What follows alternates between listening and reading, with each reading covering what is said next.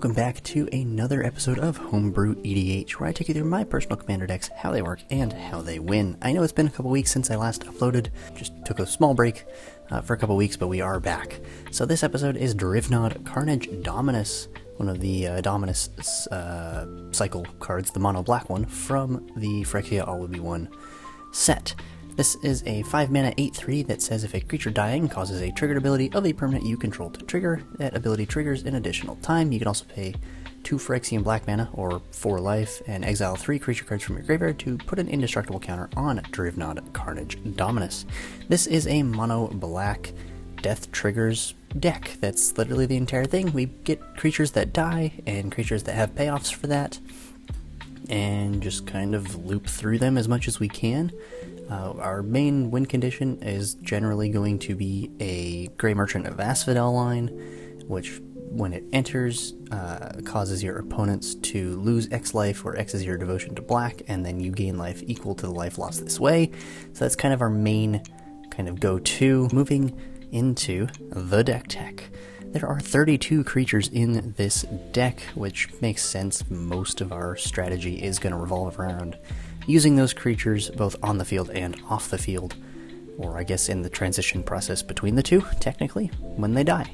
So we do have cards like Ayara. When it enters, or another black creature enters the battlefield under your control, each opponent loses 1 and we gain 1. Blood Artist, same kind of deal. Creature, whenever this creature or another creature dies, target player loses 1 life, you gain 1 life.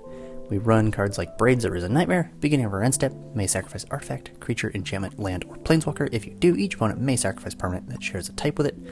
For each opponent that doesn't, that player loses 2 life and we draw a card, so a little bit of hand stability there.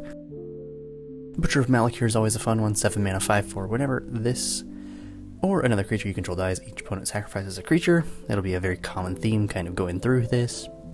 We have Carrion Feeder as a free sacrifice outlet for getting our death triggers off. Cryptghast is a 4-mana 2/2 with Extort. Whenever you tap a swamp for mana, add black to your mana pool, in addition to the land that the mana that the land produces.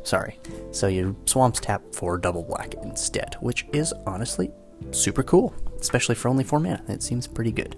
Like I mentioned earlier, we do have Gary, Grey Merchant of Asphodel, 5-mana 2/4. When it enters the battlefield, each opponent loses X life, where X is your devotion to black, which hopefully at this point in the game is high enough to win. That's kind of our go-to for winning the game, is to play Gary with a rather large board, or maybe what's left of one, and kind of win that way. Greedy Freebooter is a fun card that I just learned about today while I was making this deck.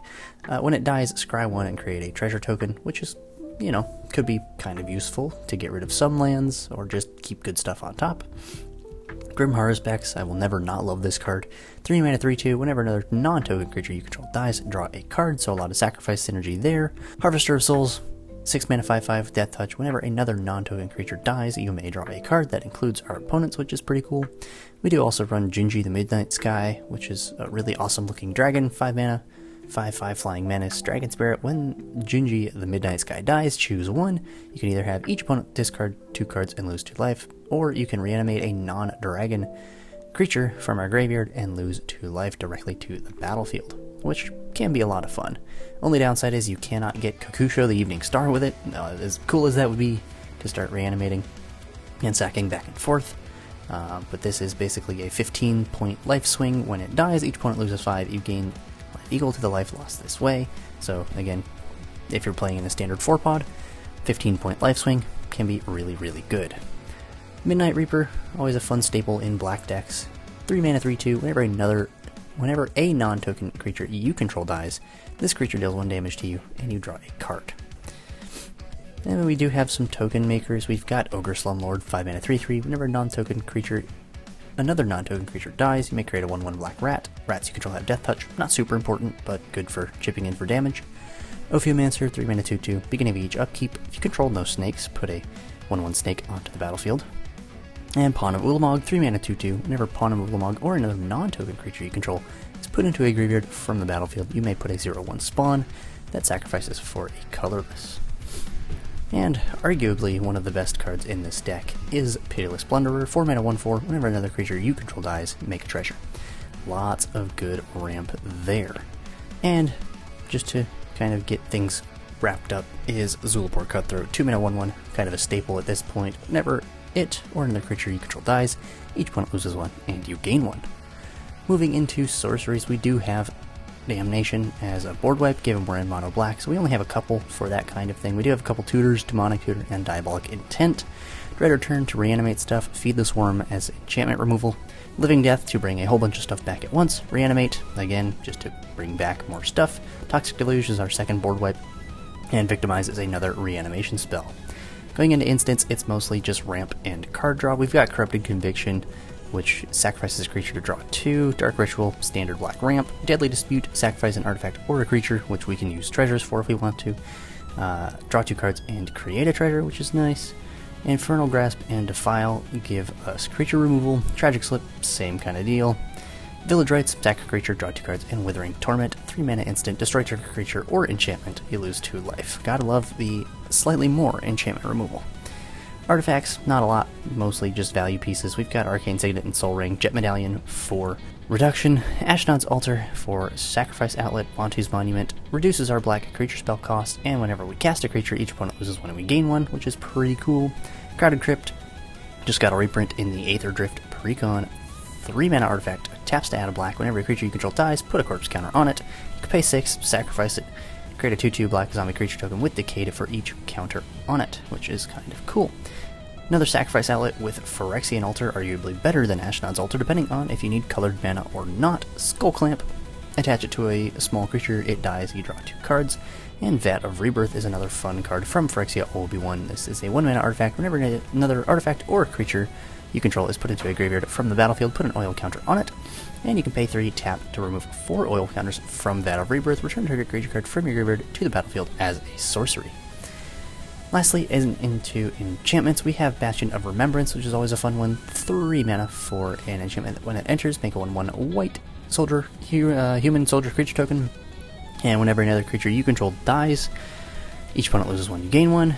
Black Market is a card that I really, really like in mono black decks. Just excess ramp for stuff dying, which is awesome.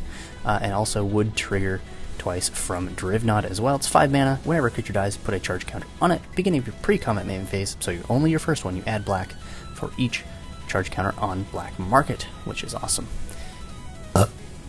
Blightmound is a 3-mana enchantment. It says attacking pests you control have +1/+0 in Menace. Whenever another non-token creature you control dies, make a 1/1 pest.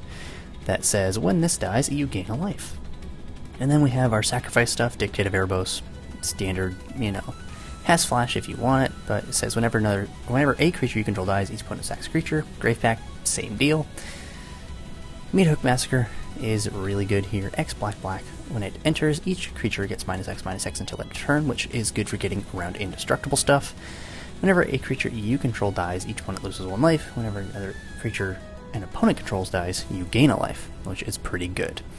In the lands, there's not too much to go over. We do have Bojuka Bog, Cabal Coffers, Cabal Stronghold, which is pretty cool. Mirrored Landscape to find more swamps. Phyrexian Tower, you can sacrifice a creature for 2 black. Reliquary Tower to unlimit our hand size, if we ever actually need it, if we're drawing that many cards. 26 swamps, and Urborg to turn everything into a swamp anyway. Not that we didn't have enough already. But that will about do it for me. I hope you guys enjoyed this video. If you did, go ahead and leave a like. Consider subscribing, it does help grow the channel, and we are closing in on 300 subscribers.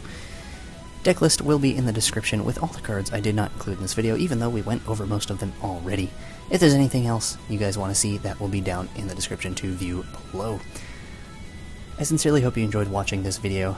I will hopefully be back to normal, getting videos out Sunday, Thursday going forward, and we should be good to go. So, I will see you guys hopefully Thursday for another video. Take care until then, and have a good one.